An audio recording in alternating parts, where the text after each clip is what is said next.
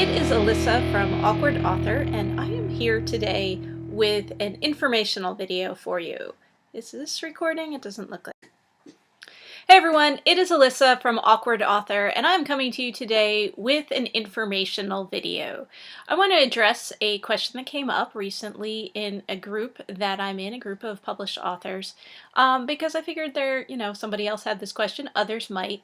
And the question, if you couldn't tell from the title of the video, is do books purchased at your author's discount from your publisher count towards royalties and, official sales of your book?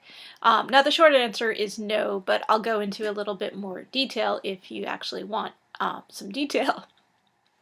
Now, I should point out that this video refers to traditionally published books. I think things might be a little bit different if you're a self-published author. Some of this stuff might be the same, but in general, this video is really geared more towards the traditionally published author and traditionally published book.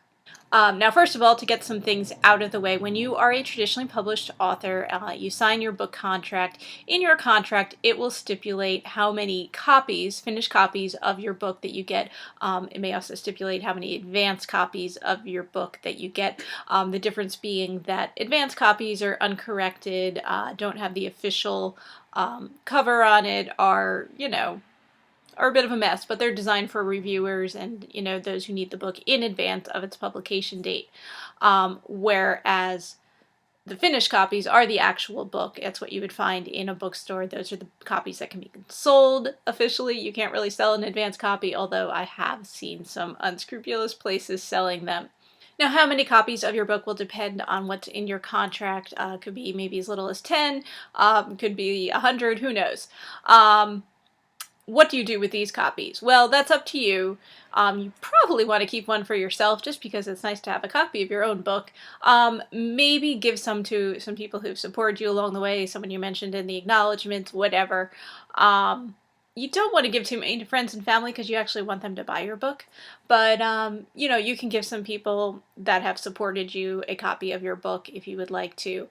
Other people that you might want to give out to if you are a author of books for teens or children, possibly if you know of some teachers or you're going to be doing events, in a town, in another town, and there's a school there, and you want to reach out to some, different teachers in the area to see if they want to have you come to a school visit or book talk or something like that. That's a good use for, copies of your book that you receive. And another thing that you would want to do with them probably is to have some kind of giveaway, whether you use Goodreads or your own website or social media or whatever, to put together some kind of giveaway or, do a blog tour thing or something. Those are all pretty good uses for the finished copies of your book that you receive. You'll be surprised how quickly you go through those. So chances are, at some point, you're going to want more copies of your book.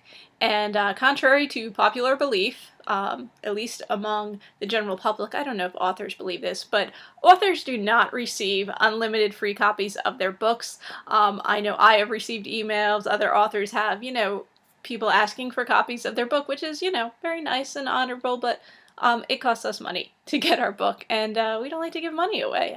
It's kind of crazy, but yeah, that's not really the business that we're in. So one way or another, if you want more copies of your book, you're going to have to pay for them. Now, usually the way it works is that your publisher will offer you the opportunity to buy copies of your book at a discount. What that discount is depends on the publisher. Generally, you're going to have to pay to have them shipped to you. So it is going to cost you quite a bit of money, depending on how many copies of your book you're buying, to get copies of your book from your publisher. And you can certainly do this. There's nothing wrong with that. And depending on what your use is for them, that might be, the best bet for you. But something to keep in mind is when you're purchasing books from your publisher, those books you do not receive a royalty on them, and they also don't count towards sales of your book. So they're not going to show up on Nielsen BookScan. They're not going to help you make the bestseller lists or anything like that. They are, it's almost like free copies of your book is how it is looked at. Now, maybe you don't care, and that's fine, but one thing to keep in mind, besides the fact that you're not going to make any royalties on those, is that when publishers are looking, if you're approaching another publisher or even your own publisher, they're looking at how well your book did. If you're buying like 100 extra copies of your book, those are not going to show up. So there are a couple of different options for you if you want to make sure you get royalties on your books, or in at least one case, make sure that your books are showing up as sales in the way they officially track sales of your book. And so one way to do it is to just become friendly with your local independent bookstore. Probably not going to work well with a chain store, although I don't know, I've never tried it. But if you are an author, and you aren't already, it's really a good idea to become friendly with the folks who run the nearest independent bookstore. I mean, chances are you already are a regular customer, but in case you aren't, you should become one. And of course, if you are friendly with them already and are a regular customer, what you can do is ask them if you can work out any kind of deal with them where they can purchase copies of your book and you can purchase it from them at a discount. Because of course the bookstores do get a discount. That's how they make money. And so they'll be willing to pass along some of the discount to you. Now, one thing to keep in mind is that unless you have a state reseller certificate, which you can apply for free, you will have to pay sales tax on the copies of books that you're purchasing from your local bookstore. Now, how much of a discount you get will depend in part on what sort of discount the bookstore is getting from their book distributor and, how much they're able to pass along to you. But that is one really good way to do, especially if you're going to be reselling the books yourself, like at a festival or other event where you have to bring your own books to sell, because at least that way they show up as sales, which they really are. If you're selling books yourself at a festival and, you're using whatever, you're using your PayPal app, you're just taking cash payments, whatever, none of those show up as sales of your book. So it's just like giving away books. It doesn't really show up as sales unless, you purchase the books ahead of time from a bookstore. So that is a great way to do it if you want to actually have not only the royalties, but the sales numbers. Now, the other thing you can do is to purchase your books directly from a book distributor, and that way you are earning royalties on the purchase of each book. I don't think in most cases those are going to show up as retail sales because they aren't sales. You're just purchasing them from the distributor. In the same way that if institutions like libraries and schools are buying your book, usually those don't show up as retail sales. It won't show up in your Nielsen numbers because those aren't retail sales. Like, they're getting them at a discount from a distributor. So it's kind of a little bit misleading, especially if you write a book, and put a book out there that does really well in the school market. Your sales numbers are going to be kind of misleading because they're not going to be as good as a book that's more commercial and maybe not a school book as much. And you hope that publishers understand that when they're looking at your sales numbers, but they don't always. So just keep that in mind too. But you can purchase, like I said, from a book distributor. There's a couple of different ways to go about it. I mean, probably the most difficult way is to actually set up an account with a book distributor like Ingram or Baker and Taylor, and you're probably gonna have to make a few phone calls, get things going. Again, you probably will need a resale certificate if you're doing that, because they need to have that on file to show that you are an actual reseller.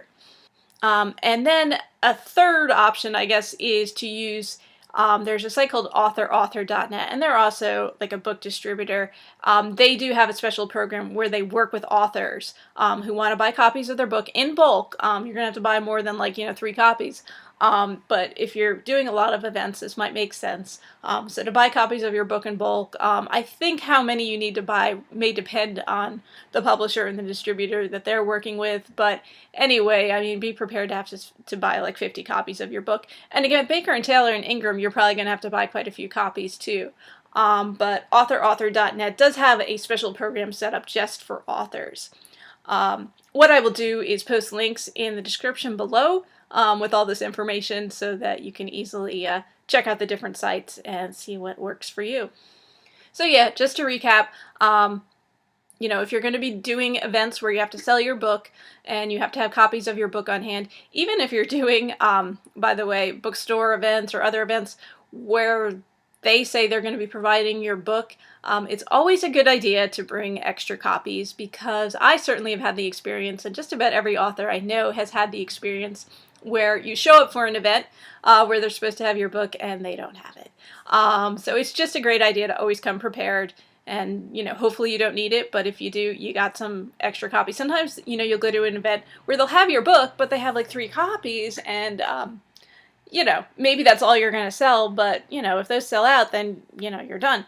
So it's great to have extra. You can usually work out a deal with the bookstore where they sell them on consignment or something like that when you bring extra copies. So always want to have copies of your book. And so you have the option of buying those from your publisher, but not getting any kind of royalty on those, not showing those as actual sales. If you're doing an event where a bookstore is selling it, those will show up as sales even if you purchase your book from a book distributor, as opposed to purchasing it from another bookstore, which is your other option, to buy from like an indie store at a discount. So I hope that helps you, those that are traditionally published authors and trying to figure out the best way to purchase more copies of your book to sell or to give away or to donate or whatever. So anyway, my name's Alyssa Grasso. I put out these awkward author videos very sporadically, although I'm trying to do something where I put out a weekly update every week to let you know about my glamorous and very awkward author life. But yeah, I'll see how that goes. Anyway, thanks for tuning in, and I'll see you guys again soon.